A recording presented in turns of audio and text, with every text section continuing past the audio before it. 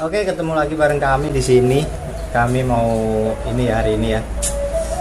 Seperti biasa ngomongin film. Gimana, Bro? Iya, hari ini kita main film apa kira-kira?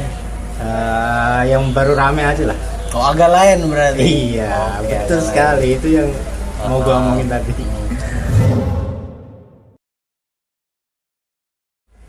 Jadi gimana?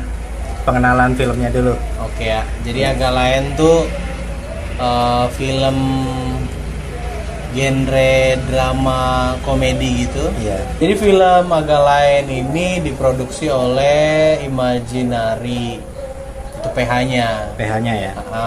Production Disutradarai oleh Muhatkli Aco, ditulis oleh dia juga oleh Muhatkli Aco. Terus diproduseri oleh Ernest Prakasa dan Dipa Andika yang udah memproduksi film seperti Ngeri-ngeri Sedap dan Jatuh Cinta seperti di film-film. Gitu. Jadi ini film, kalau nggak salah ini film ketiga yang diproduksi oleh Imaginary gitu. Berarti termasuk yang kita tonton yang sebelumnya ya? Betul. Iya. Oke, jadi kemarin yang saya masih inget tuh waktu nonton di awal scene tuh, film ini kan tentang 4 sahabat ya. Iya. 4 sahabat. Terus yang satunya itu dari napi ya, bekas napi. Iya. Iya, terus yang nyari kerjaan susah, akhirnya gabung ke teman-temannya di pasar malam ya, sebuah pasar malam.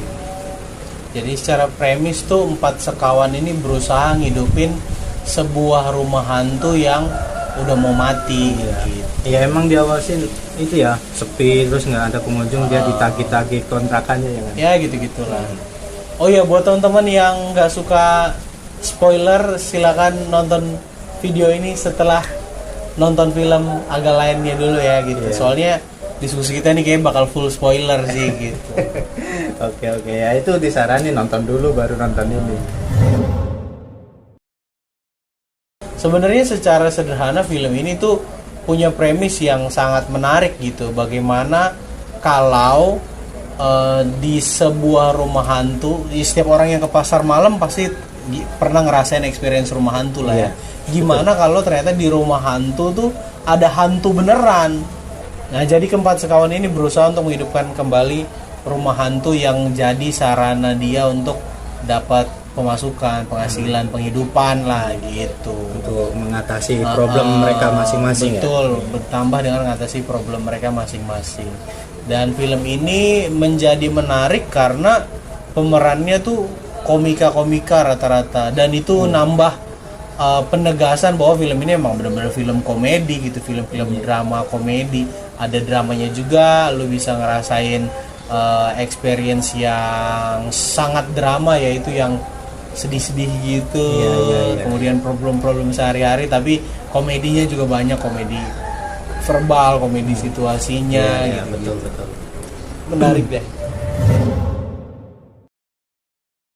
Ya, jadi sebenarnya untuk rombongan 4 orang ini ya, sahabat ini, saya dulu pertama tahunya itu dari podcast mereka itu.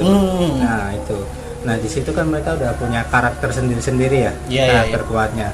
Nah menurut di film ini gimana tuh karakter mereka, apakah muncul masing-masing atau gimana gitu? Ya, menariknya tuh sebenarnya 4 sekawan dari agak lain ini kan kita udah tahu di YouTube, di podcast, Spotify juga gitu.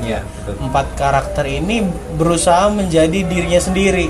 Kalau lu ngikutin dia dari Spotify atau YouTube, mereka tuh punya persona masing-masing. Contohnya Jekyll dengan judinya, Oki dengan kriminalnya, Bene dengan masalah percintaannya, Boris dengan masalahnya sendiri gitu. Kalau di film kan dia masalahnya soal mau jadi tentara dan lain sebagainya gitu. Jadi film ini kayaknya ditulis sama Aco dengan punya gambaran bahwa dia udah tahu siapa yang main. Jadi gitu. Jadi dia udah kenal film ini buat siapa, lalu ditulis berdasarkan persona-personanya gitu.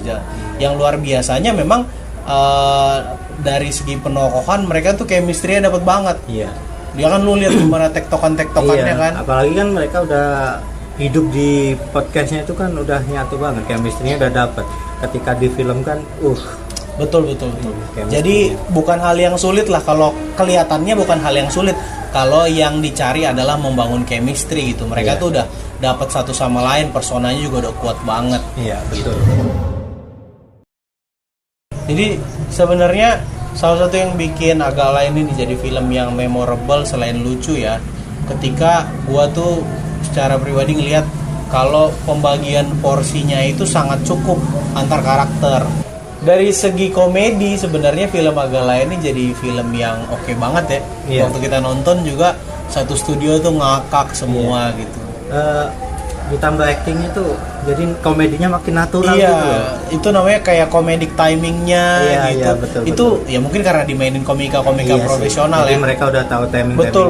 Jadi mereka tuh sangat ini banget, sangat kelihatan lancar, kelihatan apa ya, sangat sensitif gitu. kan, Iya, sangat nyampe sensitif ngena gitu. di antara mereka, betul. Dan dari segi komedi sih kalau menurut gua nggak ada ini ya, nggak ada yang kurang sama sekali gitu. Iya, Karena betul. udah lucu banget dah gitu. Meskipun komedi itu soal selera ya, Iya. karena gue awal-awal gue nggak ketawa-ketawa, tapi kemudian sampai ke belakang gue menemukan menemukan lucunya gitu. Iya, Udah iya, mulai kebangun dan akhirnya sampai ngakak banget ke belakang. Di banyak adegan-adegan tertentu tuh penonton dikasih ketawa bertubi-tubi Iya, gitu kan, iya. dihajar Iya, terus betul, gitu. betul. Iya, jadi sesuai penangkapan gue yang kemarin waktu nonton itu ya, gue berpikirnya itu gini, komedi yang kalau mereka secara stand up ya, perform secara stand up komedian gitu, itu kan mereka penyampaiannya itu kayak ngajak kita mikir, terus komedi-komedi yang cerdas itu, jadi butuh audiens untuk Mikir lah gitu mencerna ya. lah gitu. Nah, tapi kalau yang mereka bawain di film ini justru itu ya gimana ya bilangnya, apakah komedi receh atau gimana, cuman yang ada di kehidupan sehari-hari gitu. Oh, berarti komedinya selera umum gitu Iya, ya. selera umum, maksudnya Jadi orang bisa tuh bakal semua gampang orang suka. gampang nyerna gitu loh. Iya, iya, iya, Nggak betul, perlu betul, betul. nggak perlu yang berat kayak waktu mereka perform di stand up gitu. Oke.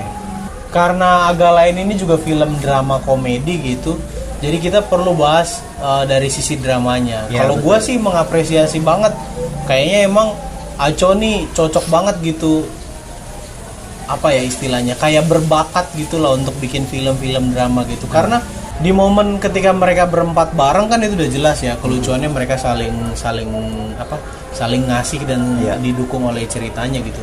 Tapi yang lebih menarik nih ketika momen mereka sendiri-sendiri, Oki dengan mamanya, Iya. dramanya kita bisa lihat. Kemudian Boris dengan cita-citanya jadi tentara, kita bisa dapat dramanya juga. Bene dengan percintaannya kita bisa dapat dramanya juga. Iya, betul. Jegel dengan judinya kita bisa dapat drama juga gitu. Kayaknya jadi film ini nih nggak hanya berusaha membangun kelucuan atau keseruan berempat, tapi secara personal backgroundnya juga di ini Iya. gitu, diulas gitu. Iya, betul. Ya kayak si Oki ini ya, gue nggak nyangka loh dia bisa meranin drama yang sedih gitu kan. Kalau kita lihat di stand up atau di podcastnya dia kayaknya Iya, iya. nggak sampai seserius itu. Dan ini film pertamanya loh. Iya. Dan dia gue setuju sih kalau podcast bilang kalau Oki itu still the show gitu. Dia jadi kena lampu sorot, dan ketika dia di lampu sorot itu dia bisa memerankan itu dengan baik. Dramanya oke, komedinya oke, actingnya juga luas range-nya, Iya. dari yang sedih, serius, ketawa gitu. Dia bisa dapat itu semua gitu. Iya, Bahkan di betul. bagian-bagian yang terakhir kan, yang itu tuh yang adegan kuburan yang belakang tuh, Iya, iya. dia bisa bikin kita juga kayak ngerasa sedih gitu, Iya, ngebawa. benar. Padahal untuk ukuran orang yang baru jadi aktor mungkin ekspektasinya Nggak sewah itu, iya, ya. nggak sewah itu, tapi dia bisa lebih daripada ekspektasi itu gitu. Iya. Cuma kalau dari sisi gue sendiri sih, gue ngelihat yang kurang digali itu dari sisi Jegelnya. Jegel tuh kayak karena judi ditagih debt collector udah selesai gitu aja. Sama kecenderungan dia yang ngide-ngide aneh gitu, ide-ide busuk nan cemerlang gitu kali ya. Terus gue yang ada satu momen yang di dalam mobilnya itu yang dia mau ngide ditolak itu, gue Iya, ngakak banget iya, itu. iya. Dan ini banget emang. Tapi kalau dari kembali lagi sih yang gue bilang, kalau dari segi background kayak emang Jegel yang rada kurang dikasih Iya, porsi gitu. Tapi kalau ngomongin secara karakter, dia karakter yang sangat solid gitu. Karena Iya, kita tahu dia orang yang suka ngide-ngide tadi. Iya. Di film Agak Lain ini juga gue tuh sangat tertarik sama beberapa adegan yang gue pikir tuh filler, jadi cuma jadi isian gitu, kayak Ari Keriting ngomong sama Obet. Iya. Yang diperanin Sadana ya. Diperanin sama Sadana gitu. Ketika dia ngomong sama Obet, gue pikir tuh adegan filler. Ternyata itu adalah bagian dari planting kepada si pengenalan karakter terhadap si Obet. Iya, gitu. Iya betul. Terus ada beberapa bagian-bagian yang ketika gue lihat, ini filler nih, ternyata enggak juga gitu. Iya, iya. Memang kayaknya semua adegan-adegan itu yang ditampilkan itu punya tujuan, dan kita ngerasa nggak ada adegan yang nggak perlu gitu. Ya karena di belakangnya pun nyambung ya kan? Iya, nggak ada adegan yang nggak perlu jadinya. Jadi kalau dibilang solid, film ini tuh solid banget. Iya, bagus ya. Terus untuk apa namanya scene yang menurut gua secara pribadi gua suka ya. Ya secara nggak langsung komedinya hampir beberapa scene itu gua suka sih. Contoh. Ya contoh yang tadi gue sebut, yang waktu di backup Jegel mau ngide, yang lain langsung enggak gitu kan. Gue suka celotehan kayak gitu, gue suka tuh. Ya celotehan tuh iya, enak. Iya, terus kalau bagian dramanya yang gue suka yang bagian itu yang waktu emaknya Oki meninggal. Itu ngena banget itu. Tapi emang kalau ngomongin segi kedalaman dramanya itu drama yang relate sama kita semua. Iya. Siapa yang nggak relate dengan misalnya masalah tuntutan nikah dari mertua? Iya. Siapa yang nggak relate ketika pengen cita-cita menjadi sesuatu gitu untuk juga terpenuhi? Siapa yang nggak relate dengan drama ibunya sakit, orang tuanya sakit, terus pengen bahagiain orang tuanya? Betul. Siapa yang juga yang nggak relate dengan soal hutang zaman sekarang ya kan? Kayak akhirnya jadi kayak ngerasa pilihan konflik terhadap diri setiap karakter tuh kayak kita juga bisa ngerasain itu gitu. Gimana kalapnya kita kalau mama kita nggak bisa beli obat, gimana pusingnya kalau selama ini kita ngaku kita udah tentara ternyata belum, gimana kalau tuntutan mertua dia pengen nikah dengan gedung ini, dengan performer ini, kalau dikejar-kejar penagih utang gimana gitu. Jadi film ini tuh bukan film yang apa bisa dibilang ya, dengan background yang high class gitu, tapi justru background yang orang-orang kecil kayak kita juga kayak, oh iya nih gue ngalamin nih, gue tahu perasaannya nih, gue ngerti gitu. Ya mungkin itu juga yang jadi dasar buat background filmnya di pasar malam kali ya. Iya, iyalah pasar malam. Kalau lu kaya lu ke Disneyland. Disneyland. Iya dong. Iya. Kalau pasar malam lu mah ekonomi menengah ke bawah kan. Makanya kan pemilihannya disesuaikan. Benar. Disneyland dong.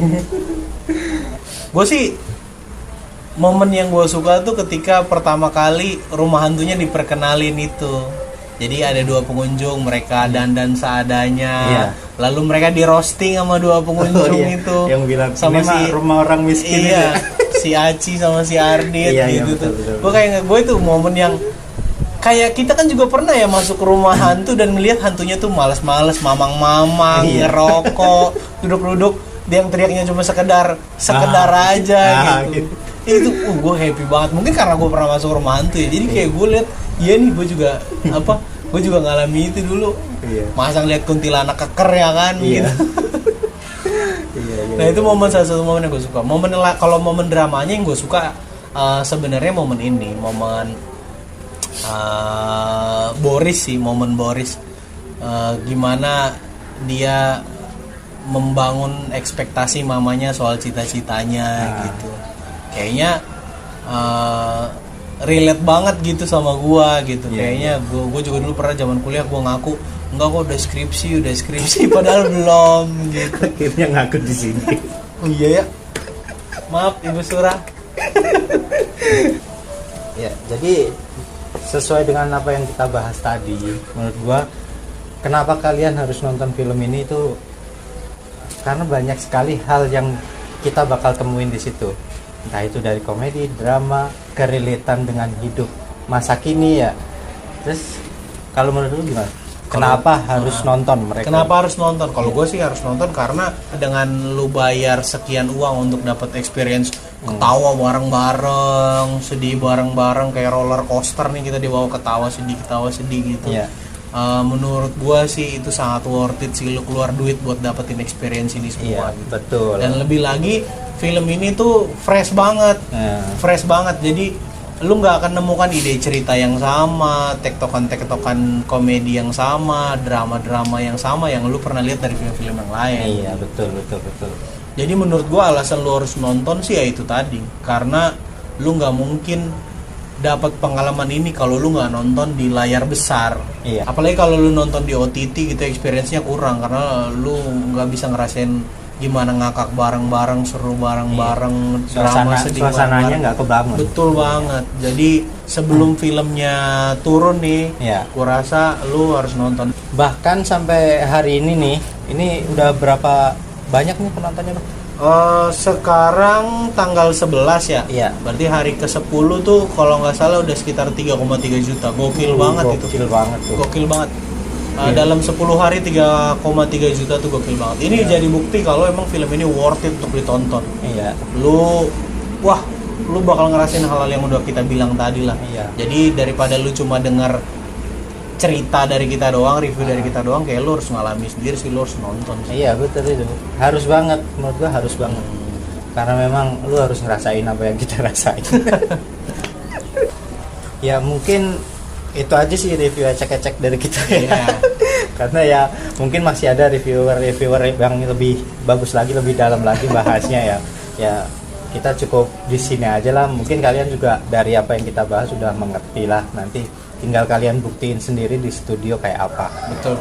Gua rasa emang ya itulah review yang bisa kita omongin sebagai seorang penonton awam. Tapi betul. So far untuk yang terakhir gitu ya, gue kayak ngerasa experience nonton agak lain ini akan jadi experience terbaik nonton film Indonesia komedi di tahun 2024 ini. Awal yang bagus ya. Iya, awal tahun yang bulan bagus. Kedua kan. Iya. Dan ada film komedi di bom kayak gini 3,3 juta, gokil. 3,3 juta kan udah jadi pengakuan bahwa film ini tuh oke. Iya, betul. Ya oke. Mungkin itu aja untuk review film dari kami. Sampai jumpa di film-film selanjutnya yang bakal kita omongin bareng. Oke, bye.